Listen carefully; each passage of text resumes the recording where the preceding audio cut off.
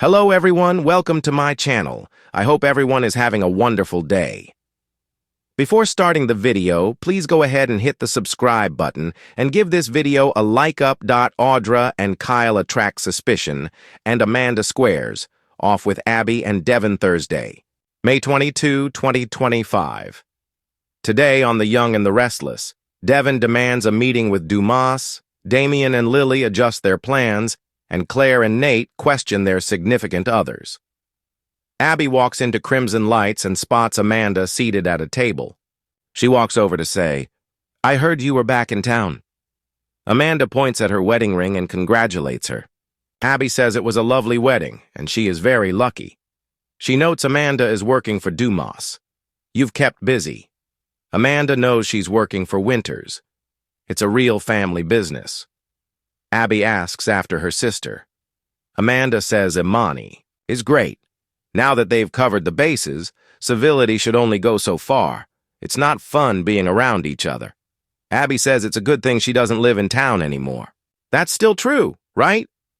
Amanda isn't moving back anytime soon. She just got to DC for her new job and is settling in there. Abby heard that her boss isn't after them, but he is after Chancellor. Amanda won't speculate on Aristotle's intentions. She was sent there to offer assurances, but they all seem suspicious of her motives. Abby says it's hard to trust her. Amanda scoffs, "That's rich. She's been nothing but transparent." Abby wants answers as a member of the Winters board. Amanda taunts about her being a hard worker and dutiful wife this time around. "How's Chance, by the way?"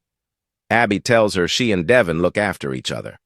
Amanda's sure he appreciates her having his back, but there's no hostile takeover. "So you can go and buy yourself a new outfit for the next board meeting."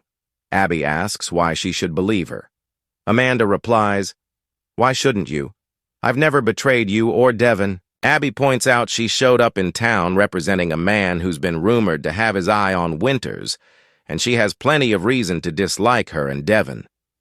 Amanda asks if she thinks she'd use her connection to Dumas to take over Devin's company as petty revenge.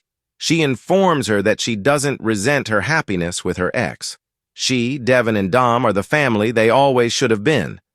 She's let it go. Abby scoffs. "Really?" Amanda remembers what it felt like to find them naked on the couch when she was away taking care of her mother. But she didn't come there to rehash old wounds. The best revenge is living a good life. Abby squints. It feels like this grudge she has against her, and Devin is more significant than she thinks.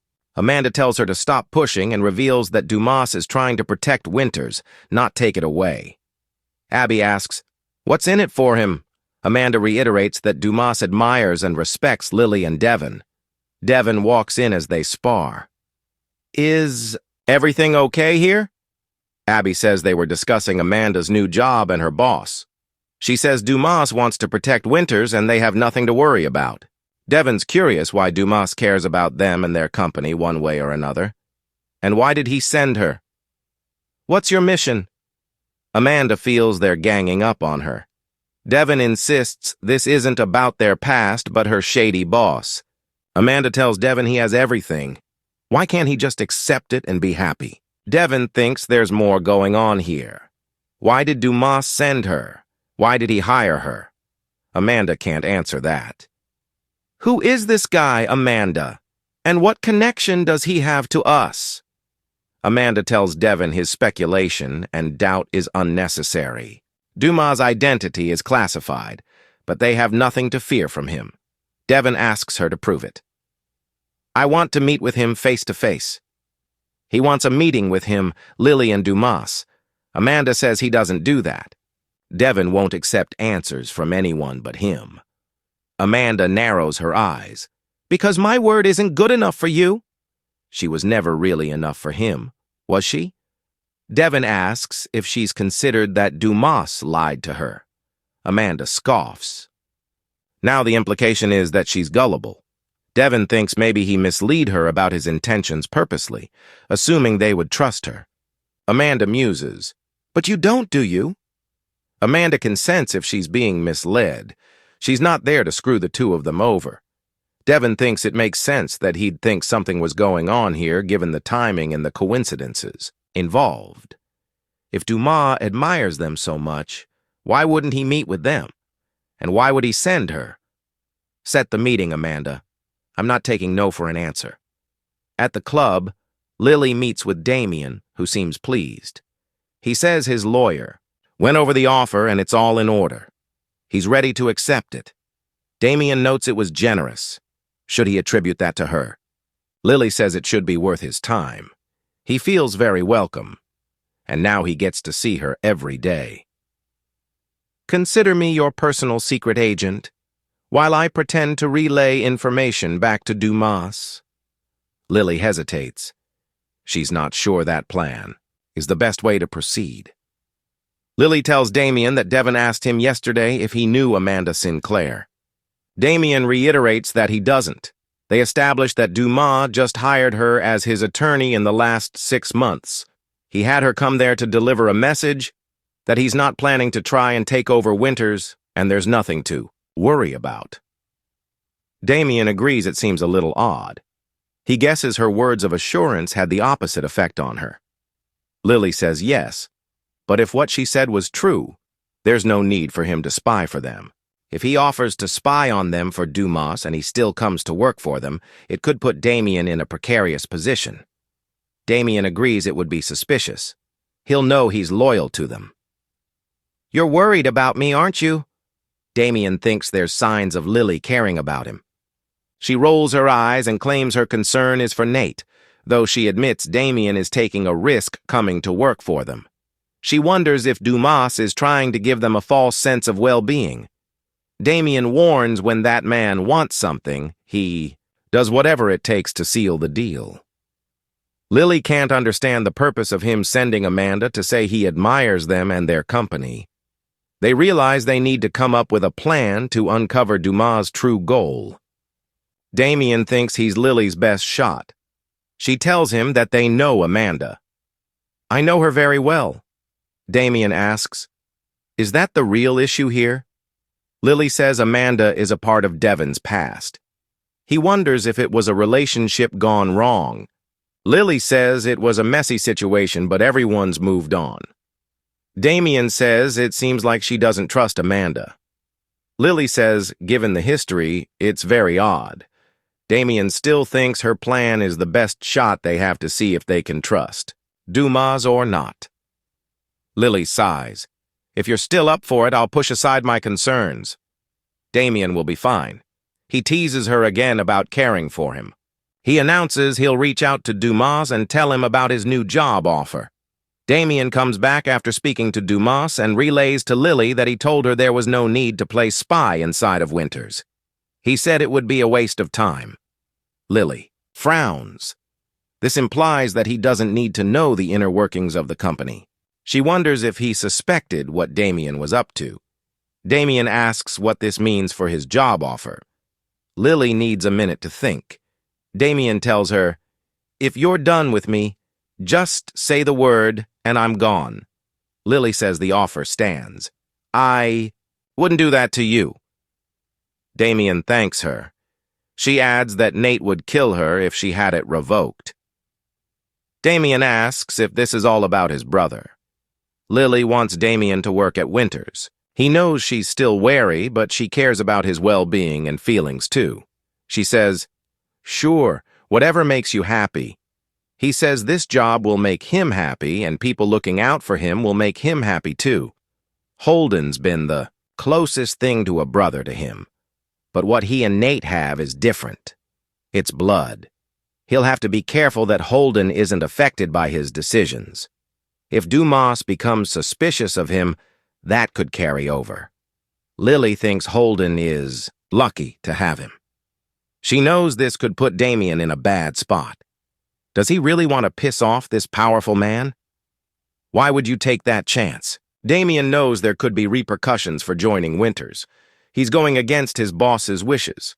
Aristotle took a chance on him when he needed one, but there was always something off with their arrangement. He hired him with no experience and a fake resume. He was willing to take risks and not ask questions. He's ready for a new chapter. Lily warns he could provoke Dumas. Damien is prepared for that. He's ready for a new job and a new life. I want to be here in Genoa City, closer to his mom, his brother, and to her. You mean something to me. Your opinions, your trust. I want to work for your company, and I'd like to get to know you better. Kyle and Audra. Set off suspicions at society. Audra and Nate talk about him working with his brother. Nate still doesn't like the idea of him spying on Dumas for them. Audra finds it sweet that he worries about him. They banter about her eating his potatoes and segue to her taking his dry cleaning in for him. He says it's the kind of thing a girlfriend might do. Audra's also treating him to breakfast and relays that Victor sent the first round of funding through. Nate mutters, "So, Victor finally ponied up." She asks him not to be like that. He asks what's next. Kyle and Claire appear as she smiles. It's full steam ahead, and nothing can stop me if there's any progress with Vibranti. Claire knows her grandfather came through with her funding. Audra wasn't aware she knew about that. Claire's an insider. Audra wonders if Kyle considers himself an insider by proxy. Kyle wasn't surprised when he found out. It makes no difference to him either way. Claire asks, "Can you think of a reason why it would?"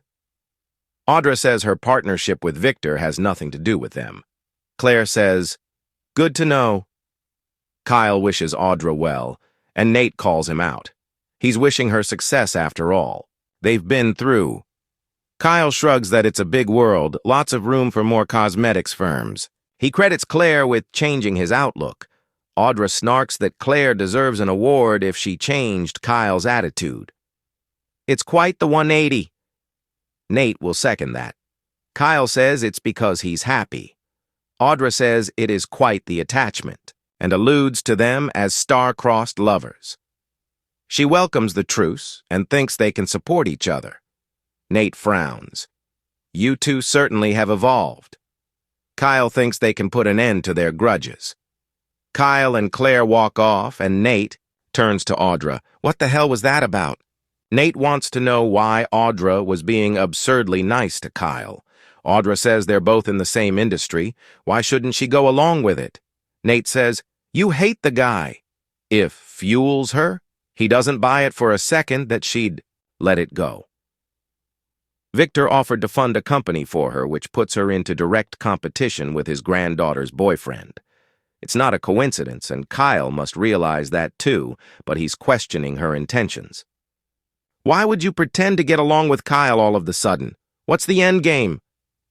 At their table, Kyle asks Claire why she brought up Victor funding Audra.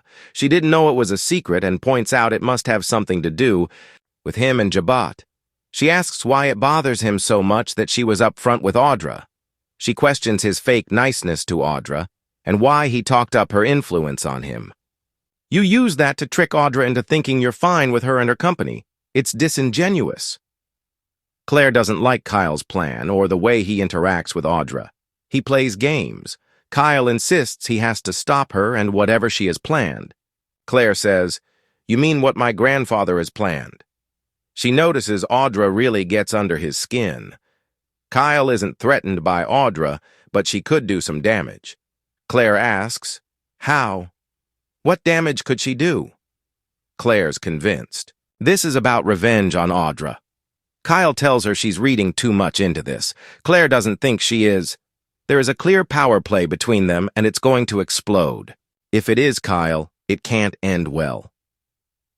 Across the room, Nate tells Audra she's never backed down from a fight. Audra insists that not being a problem protects her. Nate argues that Victor knew she and Kyle were enemies. This partnership never made sense to him. Her company will be in direct competition with Jabot. Something doesn't add up. Audra says Kyle has proven to be a danger to her in the past. He went behind the back and got her fired from Glissade. She has to be strategic if she wants to pull this off. Nate asks, "Pull what off?" He asks if this is all part of some tactical maneuver. "This time I want the whole truth, Audra. Tell me what's really going on."